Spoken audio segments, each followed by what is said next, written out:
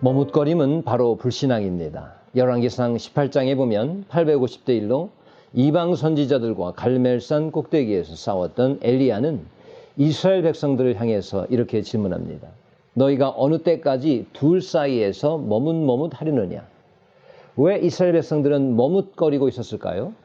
선택권이 한 가지라면 머뭇거릴 이유가 없을 것입니다. 그런데 하나를 포기하자니 다른 것이 마음에 걸리고, 다른 것을 포기하자니 하나가 마음에 걸리기 때문입니다. 확실하게 마음이 확정되고 확정되었다면 언제나 즉시 행동할 수 있었을 텐데, 문제의 핵심은 하나님에 대한 신뢰가 부족했던 것입니다. 민수기 13장의 10명의 정탐꾼들은 약속의 땅을 보고 와서도 왜 머뭇거리며 정복하러 올라가지 못했을까요? 안 되면 어떡하지? 라는 두려움이 그들 가운데 있었기 때문입니다. 사실은 이 두려움의 핵심은 바로 하나님의 약속에 대한 신뢰의 부족, 여기에 있었던 것이죠. 따져보고 논리적으로 행동하겠다는 마음은 있었지만 그 땅을 주실 하나님에 대한 약속의 신뢰, 이것은 이미 바닥난 사람들이었기 때문입니다.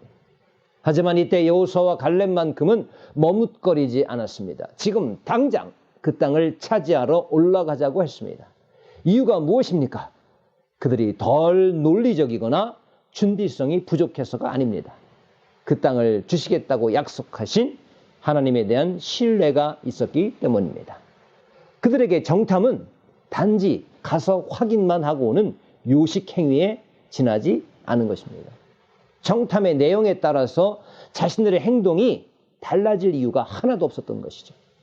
갈렙은 이후로도 하나님의 약속을 잊지 않고 광야 생활의 40여 년 동안 가슴속에 그 약속을 간직합니다.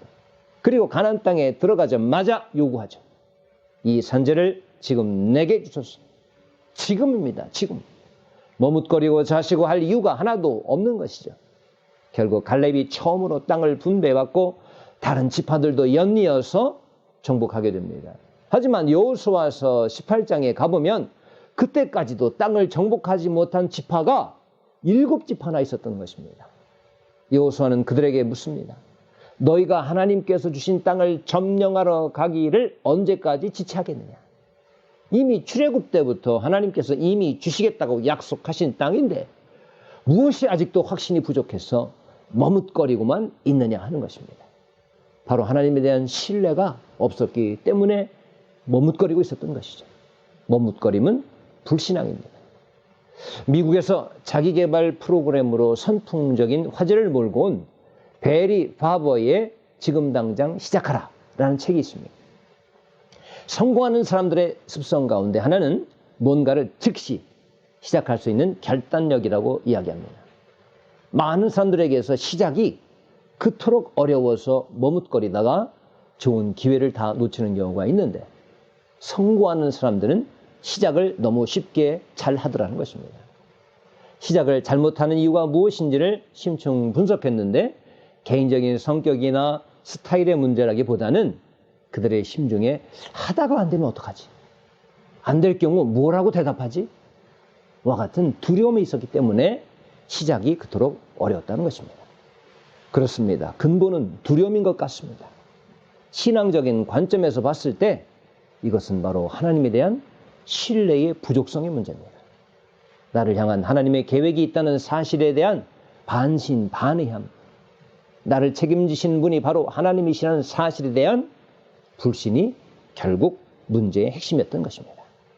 아브라함은 하나님께서 본토 친척 아비집을 떠나라고 명령하셨을 때 즉시 떠날 수 있었습니다. 아브라함이 무모해서가 아닙니다. 계획성이 부족했던 사람이기 때문에 그랬던 것도 아닙니다. 평상시 기도하는 가운데 하나님의 자신을 향한 뜻을 헤아리고 있었기 때문에 그분의 명령에 즉시 행동할 수 있었던 것입니다. 물론 이렇게 즉시 행동했어도 그 시작이 미약할 수 있었습니다. 아브라함의 시작도 미약했고 야곱의 시작도 미약했습니다. 다윗의 시작도 미약했습니다. 하지만 끝까지 흔들리지 않고 그 믿음을 지켜나갈 때에 결국 하나님은 그들의 끝을 창대케 만드셨던 것입니다.